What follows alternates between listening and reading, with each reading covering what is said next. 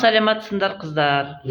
Менде мында МГ411 дейтін топ газ мұнай құбырларын жабдықтау дейтін мамандықта оқып отырған менің студенттерім 312 кабинетте физика сабағы болып жатыр.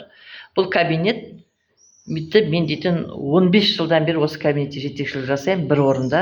Енді мынау еңбек өтілімнің дейтін соңғы аптасында мына кабинетімді қимай жүрмін.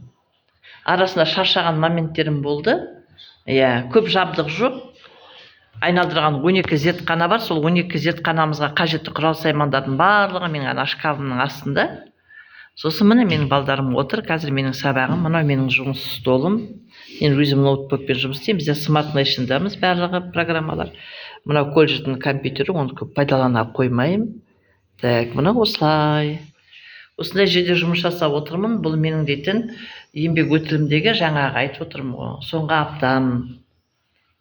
Мына қазір экранды басқанда экран не идет.